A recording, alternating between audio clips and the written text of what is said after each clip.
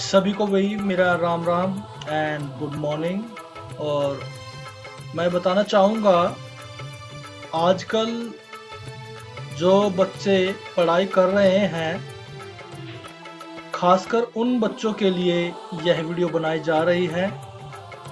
और जैसा कि आप स्क्रीन पर देख रहे हैं, कच्चा घड़ा, तो यहाँ पर कुछ लाइनें भी लिखी हुई है। शिक्षा है तो कल है।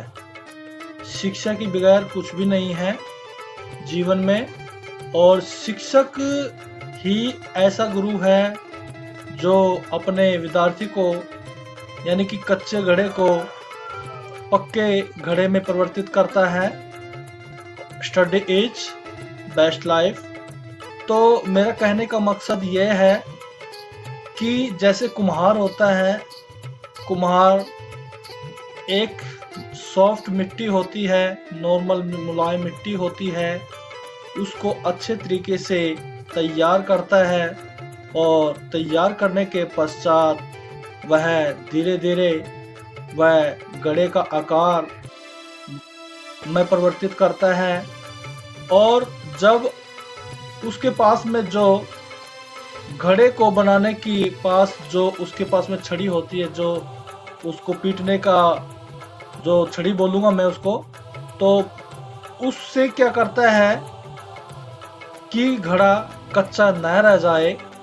तो ऐसे ही हमारे जो समाज में, हमारे देश में जो विद्यार्थी पढ़ रहे हैं, और उनके लिए जो हमारे गुरुजन हैं, जो शिक्षक हैं, जो अध्यापक है, वह अध्यापिका है, तो वो ऐसा ही काम करते हैं एक कच्चे घड़े के लिए। जो हमारे छोटे छोटे बच्चे होते हैं, वो एक मिट्टी के आकार के होते हैं। उनको धीरे धीरे पहली क्लास से लेकर के जो सीनियर क्लास होती है वहाँ तक ले जाने का काम करते हैं, और उसको एक घड़े का आकार देने का काम करते हैं। पक्के घड़े देने का काम करते हैं। तो अगर थोड़ी बहुत अगर विद्यार्थी को छड़ी से व डांट से ना धमकाया जाए, तो बच्चे बिल्कुल मानेंगे नहीं, समझेंगे नहीं। और इसमें जो बच्चे, जो स्टूडेंट है, जो विद्यार्थी हैं, उनको भी अपने बच्चों को डांटने का और छड़ी से व बातों से उसको डांटने का हक होता है। लेकिन आज के युग में विद्यार्थी, ऐसी टेक्नोलॉजी आ गई है, जैसे मोबाइल है, मोबाइल की गलत साइड पकड़ लेते हैं। तो बच्चों के माँ बाप को पता नहीं होता कि हमारा बच्चा पढ़ रहा है या किसी वीडियो में लीन हो चुका है। तो विद्यार्थी के माँ बाप को भी ये पता होना चाहिए कि हमारा बच्चा सही ढंग से पढ़ रहा है या नहीं पढ़ रहा है। तो हमें बीच बीच में जाकर के स्कूल में अपने जो अध्यापक होते हैं, हमारा जो प्राध्यापक होता है, प्रधानाचार्य होता है, उनसे यह पता लगाना चाहिए कि हमारे जो बच्चे हैं वो सही ढंग से पढ़ाई में चल रहे हैं कि नहीं चल रहे हैं। तो आज मैं ये टॉपिक लेके आया हूँ, कच्चा घड़ा। और इस कच्चे घड़े को बनाने के लिए जो हमारे टीचर है, वो बिल्कुल ही थोड़ा सा असमर्थ है। तो इसके लिए सरकार के प्रशासन ने कुछ यहाँ पर टॉपिक दिए हैं, उसके माध्यम से हम ये आपके सामने जो पेज है, इसी के माध्यम से मैं आपको बताऊंगा कि पुलिस प्रशासन द्वारा एक अपील। तो पुलिस प्रशासन द्वारा एक अपील की गई है कि जो अभिभावक होते हैं, जो विद्यार्थी के माँ बाप होते हैं, पेरेंट्स होते हैं, तो अभिभावक बच्चों को स्कूल में शिक्षक द्वारा डांटने पीटने पर बुरा न माने। तो यहाँ पर अगर शिक्षक अपने विद्यार्थियों को डांट दे, थोड़ा सा पिटाई कर दे, तो बच्चे के माँ बाप शिक्षक को, यानी कि जो बच्चों पर डांटा गया है शिक्षक के माध्यम से, तो जो विद्यार्थी के माँ बाप है वो बिल्कुल भी बुरा ना माने।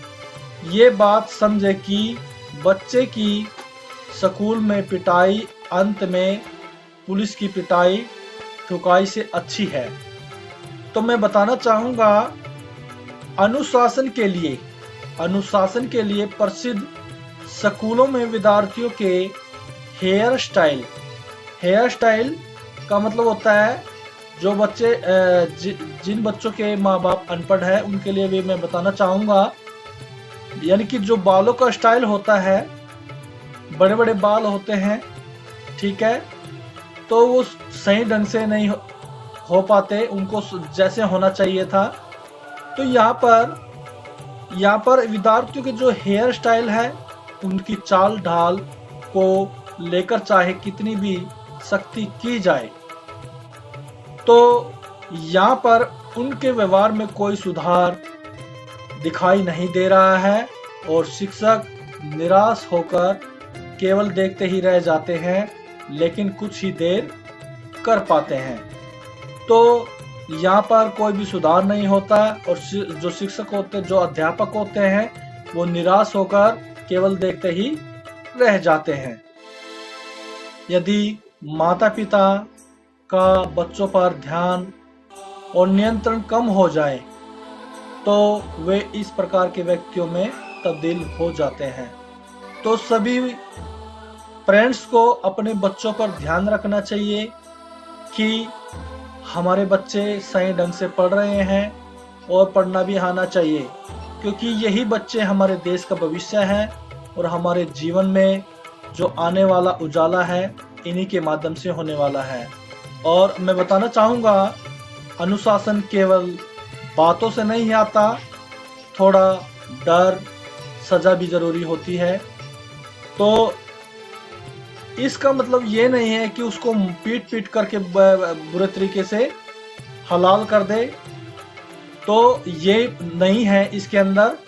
तो उसको क्या है, इसमें थोड़ा सा धमकाना, थोड़ा सा डर पैदा भी करना जरूरी होता है।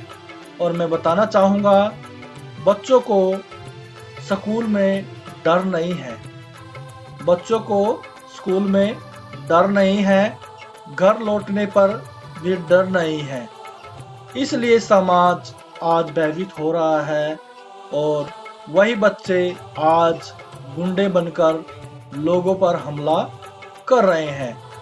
उनके व्यवहार में कई लोग अपनी जान गंवा रहे हैं और उसके बाद पुलिस के हाथ लगते और अदालत में सजा पाते हैं। तो मैं बताना चाहूँगा, तो अपने बच्चों को बिल्कुल सही ढंग से उनको अपने नज़रों के सामने रखें, ताकि हमारा बच्चा सही ढंग से स्कूल में पढ़ने के लिए जाता है, स्कूल से सही टाइम पर घर आता है। तो पूछे उनसे कि आपके शिक्षक ने आपको जो काम दिया है वो आपने किया है, नहीं किया है। अगर नहीं किया तो उनका साथ दे करके, उनके साथ में बैठ करके उस काम को जरूर कराएं। तो गुरु का सम्मान न करने वाला समाज नष्ट हो जाता है, यह सत्य है। गुरु का न भय है और न सम्मान है। जो पढ़ाने वाला अध्यापक होता है, यहाँ पर बताया गया है कि गुरु का न तो भय है, न तो बच्चों को गुरु का भय है, डर है, और न ही उसका सम्मान है। ऐसे में पढ़ाई और संस्कार कैसे आएंगे बच्चे में? तो मत मारो, मत डांटो। जो खुद नहीं पढ़ना चाहता उससे क्यों सवाल करो। यदि पढ़ने पर जोर दिया जाए, यदि पढ़ने पर जोर दिया गया या काम कराया गया तो गलती शिक्षकों की होगी, दोबारा मैं लाइन को बताना चाहूँगा कि मत मारो मत डांटो जो खुद नहीं पढ़ना चाहते, जो नहीं पढ़ना चाहते ना तो उनको मत मारो और मत डांटो उनको, और जो खुद नहीं पढ़ना चाहते उससे क्यों सवाल करो। यदि पढ़ने पर जोर दिया गया है या काम कराया गया तो गलती शिक्षकों की होगी। तो पांचवी कक्षा से ही जो पांचवी कक्षा के जो बच्चे होते हैं, पांचवी कक्षा से ही अजीब हेयर स्टाइल, कटे हुए जींस, दीवारों पर बैठना और आते जाते लोगों का मजाक उड़ाना की आदत बन गई है। यानी कि ऐसी आदत बन जाती है बच्चों की, यदि कोई कहे अरे सर आ रहे हैं तो जवाब होता है आने दो। तो ऐसी आदतें धीरे धीरे बनती जा रही है हमारे समाज के बच्चों की। तो मैं आप सभी को बताना चाहूंगा, कुछ माता पिता तो यह कह सकते हैं हमारा बच्चा न भी पढ़े तो कोई बात नहीं, लेकिन शिक्षक उसे मारे नहीं। इससे क्या होता है, जो हमारे बच्चे हैं वो बिल्कुल कच्ची मिट्टी की तरह रह जाएंगे और आगे नहीं बढ़ पाएंगे। वो एक कच्चे गड्ढे की तरह रह जाएंगे, वो पक्के नहीं हो सकते, वो लाइफ में कभी सक्सेस नहीं हो पाएंगे। तो जब उनसे पूछा जाता है कि आपके बाल किसने काटे, तो जवाब आता है हमारे पापा ने करवाया है ऐसा सर। तो सर से बोलते हैं कि हमारे पापा ने ऐसा सर कराया है कि ऐसे छोटे बाल, मतलब जैसे भी है हेयर स्टाइल है तो हमारे पापा ने कराया है, बच्चा बोलता है। तो बच्चों के पास पढ़ाई का सम्मान नहीं होता। तो पेन हो तो किताब नहीं, किताब हो तो पेन नहीं। बिना डर के शिक्षक कैसे संभव है। तो बिना अनुशासन के शिक्षा का परिणाम नहीं। डर न रखने वाली मुर्गी मार्केट में अंडे नहीं देती। तो यहाँ पर आज के बच्चों का व्यवहार भी ऐसा ही हो गया है। तो मैं बताना चाहूँगा, यहाँ पर स्कूल में गलती करने पर सज़ा नहीं दी जा सकती, डांटा नहीं जा सकता, यहाँ तक कि गंभीरता से समझाया भी नहीं जा सकता। आज के माता पिता चाहते हैं कि सब कुछ दोस्ताना माहौल में कहा जाए। क्या यह संभव है? क्या समाज भी ऐसा करता है? पहली गलती करने पर अक्षमा करता है। तो हम देखेंगे यहाँ पर अब शिक्षकों के अधिकार नहीं बचे हैं। यदि शिक्षक सीधे बच्चे को सुधारने की कोशिश करे तो वह अपराध बन जाता है, लेकिन वही बच्चा बड़ा होकर गलती करे तो उसे मृत्यु दंड तक दिया जा सकता है। तो मैं आप सभी को बताना चाहूँगा, माता पिता से एक विनती, माता पिता से मैं विनती करना चाहूँगा कि बच्चों के व्यवहार को सुधारने में शिक्षक भूमिका निभाते हैं। तो कुछ शिक्षक की गलती के कारण सभी शिक्षक का अपमान न करें। तो 90% शिक्षक केवल बच्चों के अच्छे भविष्य की कामना करते हैं, यह सच है। वह यही चाहते हैं कि हमारे पढ़ाए हुए विद्यार्थी इस समाज का, इस देश का, इस गांव का और अपने माँ बाप और हमारे नाम रोशन करेंगे। तो वो इतनी मेहनत से उन्हें पढ़ाते हैं। तो इसलिए आगे से हर छोटी गलती के लिए शिक्षकों पर आरोप न लगाए। और हम जब पढ़ाते थे या पढ़ते थे तब कुछ शिक्षक हमें मारते थे, तो लेकिन हमारे माता पिता स्कूल आकर शिक्षकों से सवाल नहीं करते थे, वे हमारे कल्याण पर ही ध्यान देते थे। और मैं बताना चाहूँगा, पहले माता पिता बच्चों को गुरु के महत्व को समझाने की जिम्मेदारी उठाएं। और यहाँ पर मैं आप सभी को बताना चाहूँगा, बच्चों के भविष्य के बारे में एक बार सोचें। तो अपने बच्चों के भविष्य के बारे में जरूर सोचें। बच्चों को बर्बादी के 60% यहाँ पे 60% कारण है दोस्त, मोबाइल और मीडिया, लेकिन बाकी 40% कारण है माता पिता ही है। तो ये क्यों दर्शाया गया, क्यों बताया गया है? दोस्त उसको बिगाड़ सकता है, मोबाइल उसको बिगाड़ सकता है, मीडिया वो किसी न किसी सोशल मीडिया पे जाएगा, वो उनको देख करके बिगड़ जाएगा। लेकिन 40% यहाँ पर माता पिता की ही कमी होती है, क्योंकि वो अपने बच्चे का पूर्ण रूप से ध्यान नहीं दे पाते, तो यहाँ पर उनके बच्चे बिगड़ जाते हैं। तो इसलिए अपने बच्चों का पूरा ध्यान रखना चाहिए कि हमारा बच्चा पढ़ाई में कैसा है, कमजोर है या सही है। अत्यधिक प्रेम, अज्ञानता और अंधविश्वास बच्चों को नुकसान पहुंचाते हैं, और ज्यादा लगाव नहीं करना चाहिए, ठीक है, और अंधविश्वास में नहीं घुसना चाहिए, ठीक है।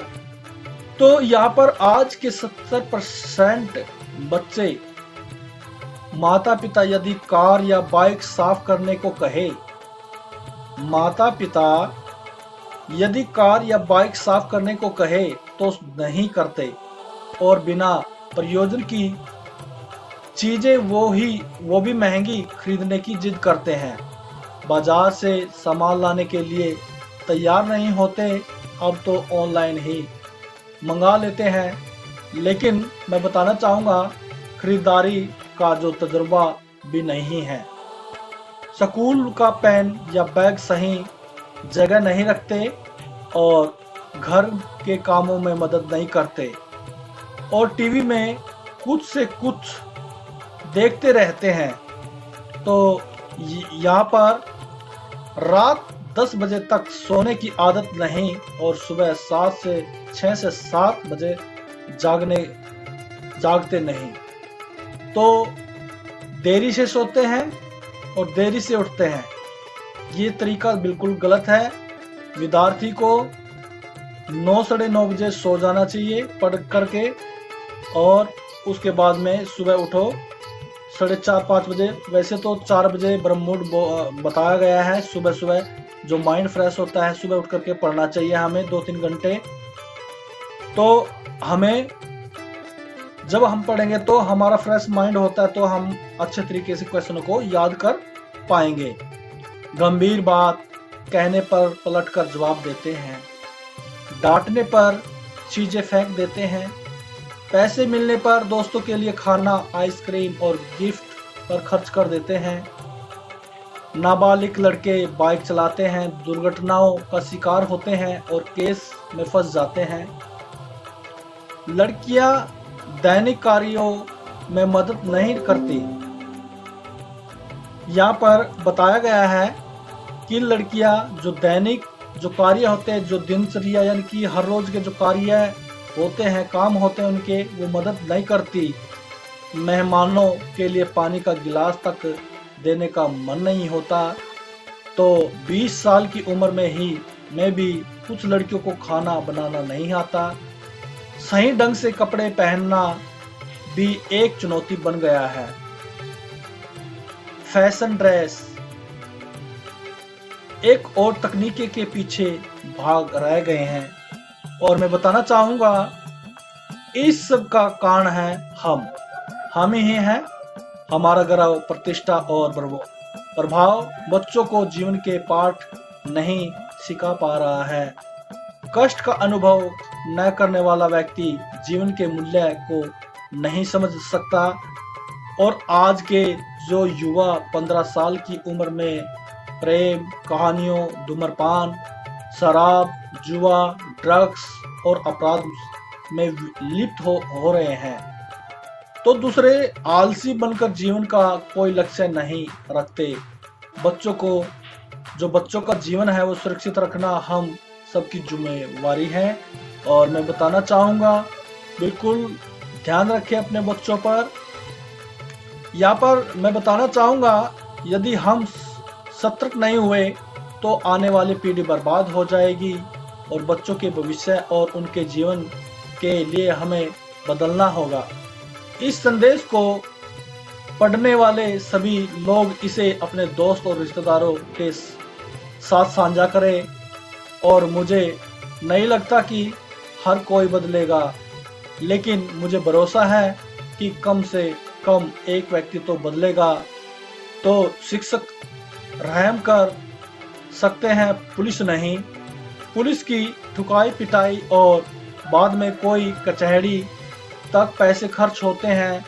शिक्षक की डांट डपट पर कोई खर्चा नहीं होता। तो मैं बताना चाहूँगा, अगर शिक्षक डांट दे तो उस पर कोई खर्चा नहीं होता। अगर गलत तरीके से हमारा जो भी बच्चा है तो उन पर पूरा ध्यान रखे। किस तरीके से हमने अपने बच्चों पर ध्यान रखना है, तो आप सभी से मेरा निवेदन है। तो अपने समाज को, अपने देश को बचाना है। हमारे जो बच्चे हैं, जो हमारी जनरेशन है, उस पर पूरा हमने ध्यान देना है कि हमारे बच्चों को ज़्यादा से ज़्यादा बिल्कुल पढ़ने की तरफ आकर्षित करें और कोई भी किसी भी शिक्षक पर गलत उस पे दोष न लगाए कि हमारे बच्चे को डांट दिया, पीट दिया, और वो तो एक हमारे लिए एक भगवान है। तो शिक्षक के बिना हमारा जीवन अधूरा है। बताया जाता है कि गुरु बिना ज्ञान अधूरा। ये हमारे गुरु हैं और गुरु के बिना कुछ भी नहीं है। तो इस वीडियो के माध्यम से आप सभी को यह बताना चाहता था कि अपने बच्चों का जो भविष्य है वो उज्जवल बनने में मदद करे, और जो हमारे शिक्षक हैं उनकी भी साथ में सहायता करें, ताकि बच्चे वो शिक्षक के आगे या हमारे बच्चे हमारे सामने कोई अकड़ ना दिखाए। उनको डांटना भी ज़रूरी होता है। तो इसी के साथ में आप सभी का धन्यवाद। जय हिंद, जय भारत। Thank you.